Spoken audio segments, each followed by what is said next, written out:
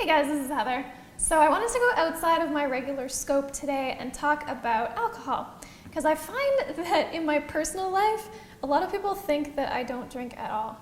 And I don't drink very often, and when I do, I don't drink very much. I'll have one, maybe two. But I do drink occasionally. So I wanted to share some thoughts on drinking alcohol and as a little recipe that I've been using lately and enjoying. So I get a lot of questions from people asking what alcohol they should drink.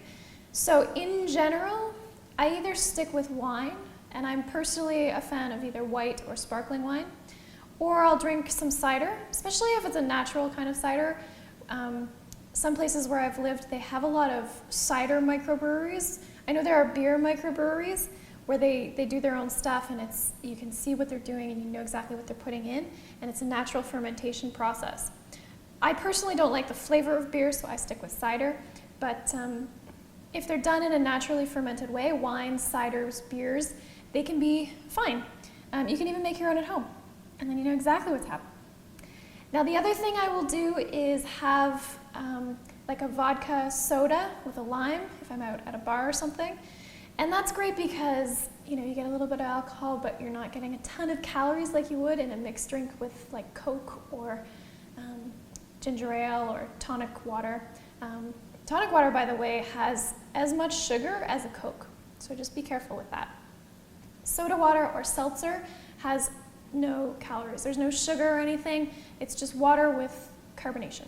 So I wanted to share something that I've made a couple times in the last little while, and I told people about it and they thought it sounded really delicious, so I wanted to share with you. What it is a white wine tropical sangria. And I've done this with pineapple juice, mango juice. Today I'm going to do it with a mixed juice, which is pineapple, apple, carrot, and passion fruit juices. Now when you're looking for juice, make sure you look for one that's 100% juice.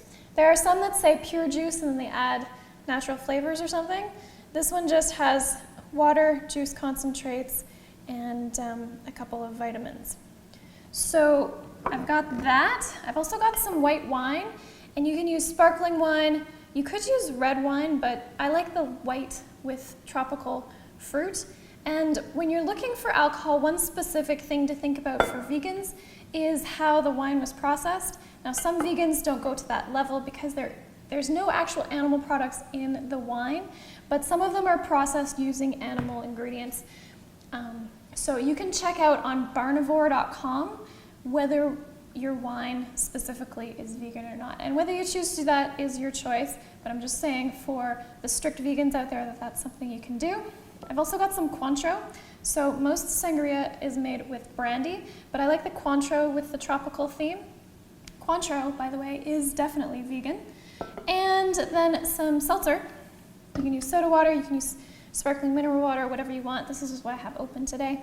And then sangria usually has some fruit in it, so I've got an orange, and lime is also nice. If you want to do some dried fruit, dried figs or dates would be lovely in this. Okay, so I'm just going to make one glass to show you the proportions. Now, it's not going to be the greatest because it's hard to make just one glass and get the right proportions, but I'm going to try. So I'm going to start with the seltzer because I always like to make sure that I have enough room for the seltzer rather than overdoing the alcohol first. Okay, so that's about half.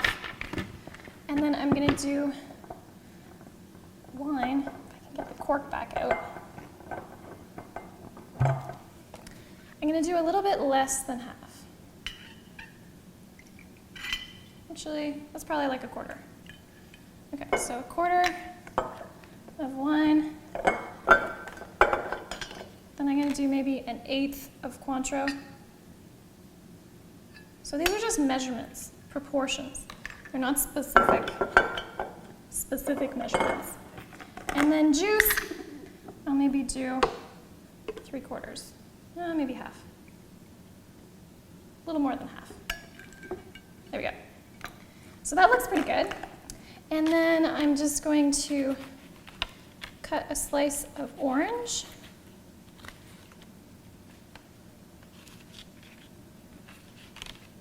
And put that in there.